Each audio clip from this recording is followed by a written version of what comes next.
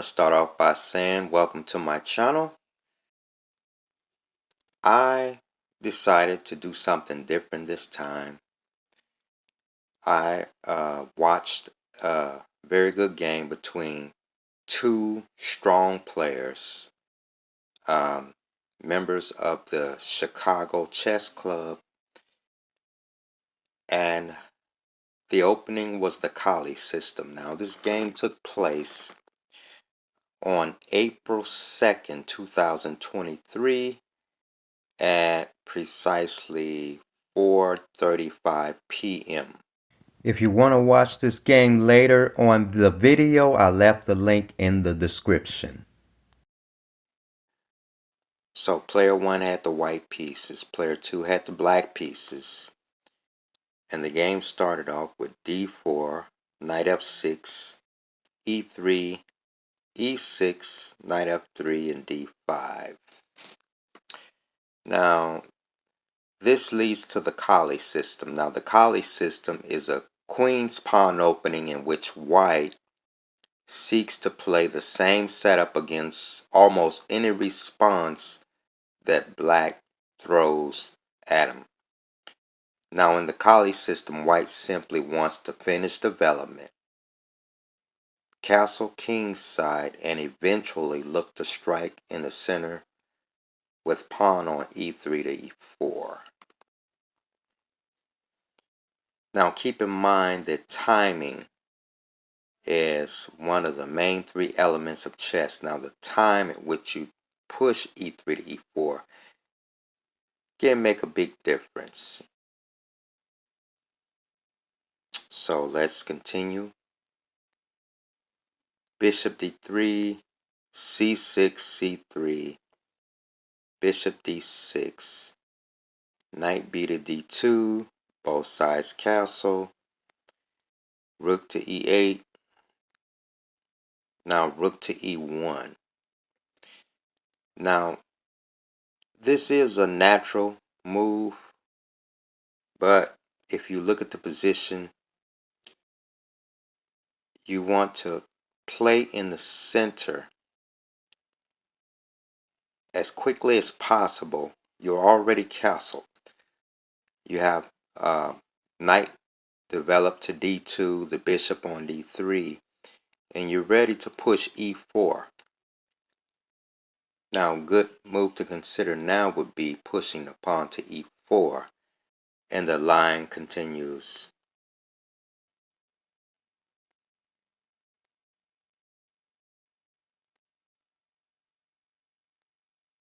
And now bringing a rook to e1.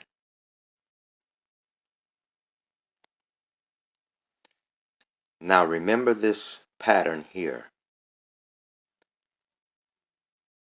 It looks as though white is going to lose a piece, or a pawn rather. Check on f7. Check on h7, excuse me. And now queen to h5. And after the king gets out of check, white recollects the bishop on e5. Now taking the move back.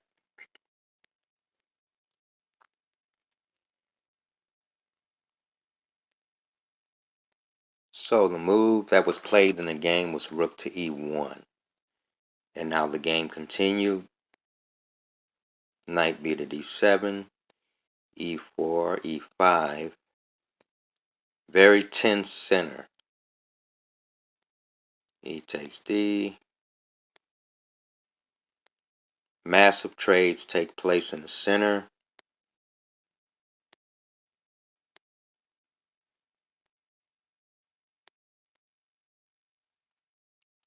And now a tactical shot sees it in order to keep the rook.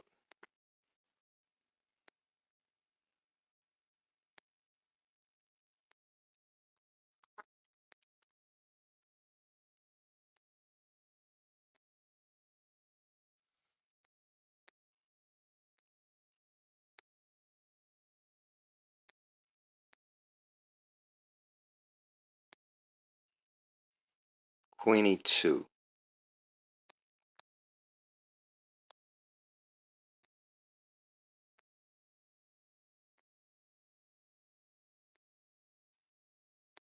Now in the game, f5 was played. Another move to consider would be bishop to c7, with an idea such as playing the queen to d6 in order to set up the battery along the h2 to b8 diagonal. That's another idea, because if black was set up on the diagonal and the queen got a chance to check, then king f1 and queen to h1 would be checkmate. So that's another idea in this position. So queen to c6, king to g1, and f5 was played, and the game continued. Queen to d1.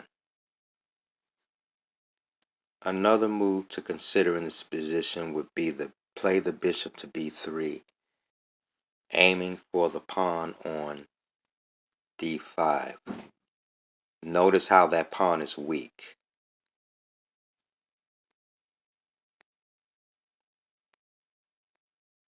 And now you have the bishop, the rook, and the queen all pressuring d5. And another thing to know in this position, that black here cannot play the pawn to f4 thinking that he can chase the bishop. If pawn goes to f4, then queen takes knight. If pawn to f4, queen takes knight, and if black recaptures with the pawn on d5, then rook takes d8, and this rook falls. And the only way to block the check would be bringing the queen back to the e8 square, and of course white's rook would capture on e8, delivering checkmate. So you have to be careful in these types of positions. Taking it back,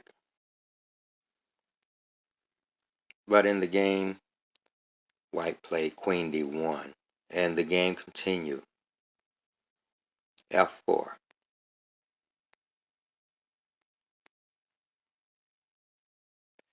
Now the big blunder here was queen to f3. The move to play here was queen d3, x-raying h7 along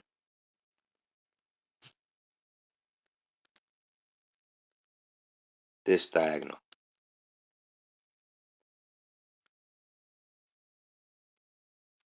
The bishop and the queen on the b1 to h7 diagonal,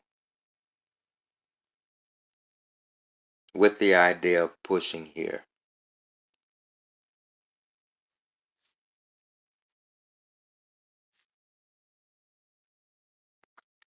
But in the game, queen f3 was played, and now knight to d2 forks both the rook on b1 and the queen on f3. And now check, king f7, queen g6, check, king e7, bishop takes b1, rook to f6. A better move for black in this position was queen to f6, and this pawn is on g7 is protected. But rook to f6, queen takes g7 check, king e6, queen g8 check, king e7, queen g7 check, king e6, queen g8 check, king e7, queen g7 check, and king e8. Another move for black in this position to consider is king to d6 right away. But king e8, bishop g6 check, king d8, queen g8 check, king d7, queen g7 check, and finally king to d6. Another blunder in this position was moving the pawn to f3. And you see the weaknesses along this diagonal. After playing the pawn to e3, you have the weakness along the g1 to a7 diagonal. You have this weakness here, leaving the king only to move to h2.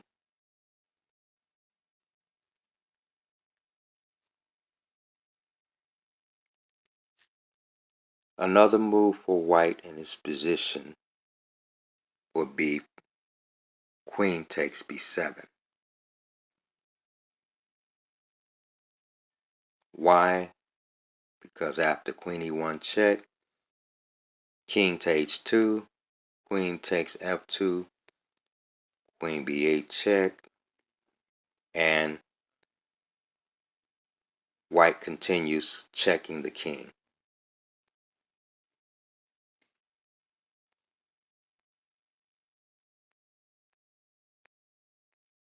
Check.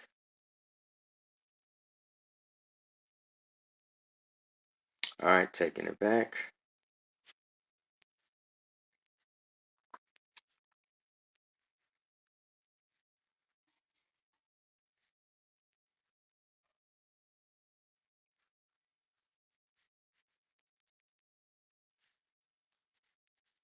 Okay, the move played here was pawn to f3, and now the game continued. Queen e3 check, king h2, and queen to e5.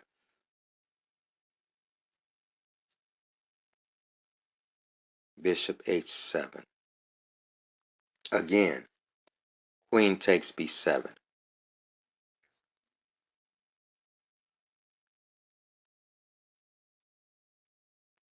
Alright, so after bishop h7, and now offering the trade of queens, white declines. Now, there was a better move for black in this position. Rook to e6 was played, but a much better move was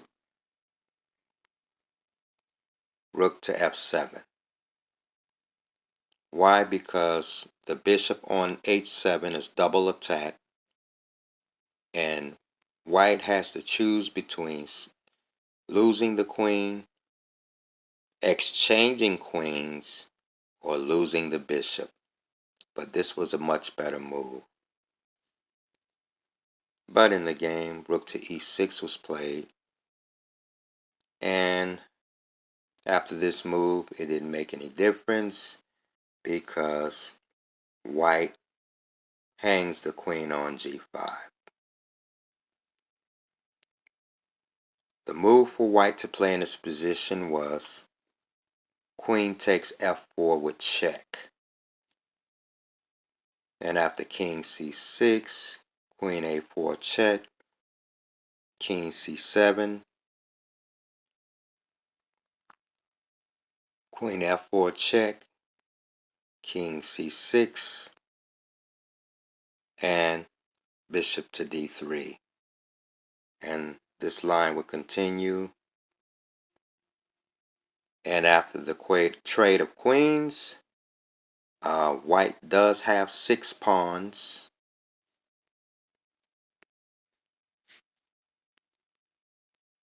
To black's 3 pawns. But however, this pawn is isolated on d5. But you have a rook versus bishop or bishop versus rook in game with a 3 pawn advantage.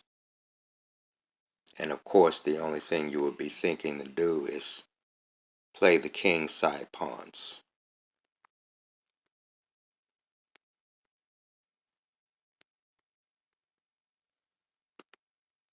And that is all I have for now. Thank you for watching, and stay tuned for my next video. Be sure to like, comment, and subscribe.